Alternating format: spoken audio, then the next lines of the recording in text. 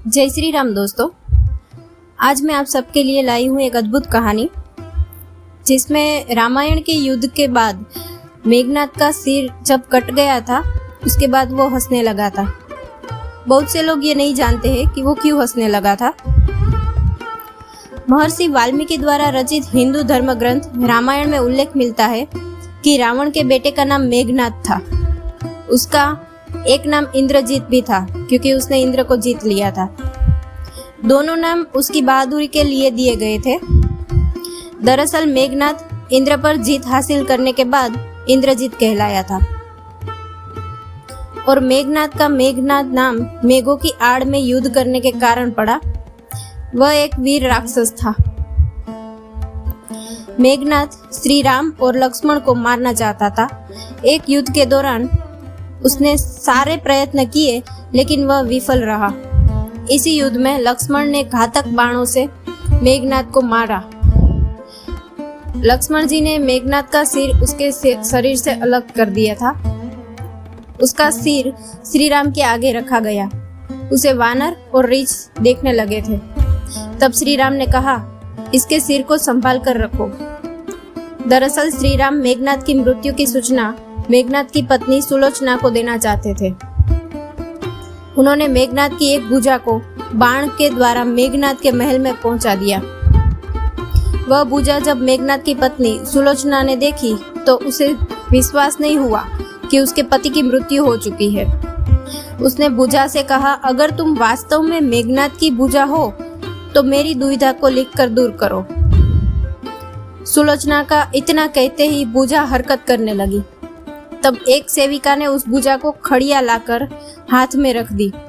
उस कटे हुए हाथ ने आंगन में लक्ष्मण जी के प्रशंसा के शब्द लिख दिए। अब सुलोचना को विश्वास हो गया कि युद्ध में उसका पति मारा गया है। सुलोचना इस समाचार को सुनकर रोने लगी। फिर वह रथ में बैठकर रावण से मिलने चल पड़ी। रावण को सुलोचना ने मेघनाद का कटा हुआ हाथ दिखाया और अपने पति का सिर मांगा। सुलोचना रावण से बोली कि अब मैं एक पल भी जीवित नहीं रहना चाहती। मैं पति के साथ ही सती होना चाहती हूँ। तब रावण ने कहा, पुत्री 4 घड़ी प्रतीक्षा करो। मैं मेघनाद का सिर शत्रु के सिर के साथ लाकर आता हूँ। लेकिन सुलोचना को रावण की बात पर विश्वास नहीं हुआ।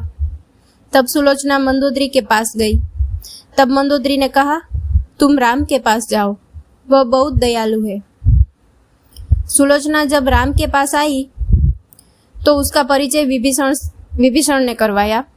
सुलोचना ने राम से कहा, हे राम, मैं आपकी शरण में आई हूँ। मेरे पति का सिर मुझे लौटा दे ताकि मैं सती हो सकूं।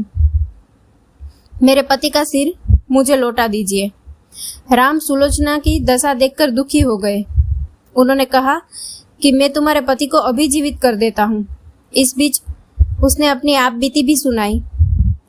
सुलोचना ने कहा, मैं नहीं चाहती कि मेरे पति जीवित होकर संसार के कष्टों को भोगे। मेरे लिए सौभाग्य की बात है कि आपके दर्शन हो गए। मेरा जन्म सार्थक हो गया।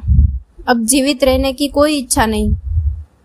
राम के कहने पर सुग्रीव मेघनाद का सिर ले आए, लेकिन उसके मन में यह आशंका थी कि मेघनाद के कटे हाथ ने लक्ष्मण का गुणगान कैसे किया। सुग्रीव से रहा नहीं गया और उन्होंने कहा, मैं सुलोचना की बात को तभी सच मानूंगा जब यह नरमुंड हंसेगा। सुलोचना के सतीत्व की यह बहुत बड़ी परीक्षा थी। उसने कटे हुए सिर को कहा, हे स्वामी, जल्दी हंसिए, वरना आपके हाथ ने जो लिखा है उसे यह सब सत्य नहीं मानेंगे। इतना सुनते ही मेघनाद का कटा सिर जोर जोर से हंसने लगा। इस तरह सुलोचना अपने पति की कटा हुआ सर लेकर चली गई।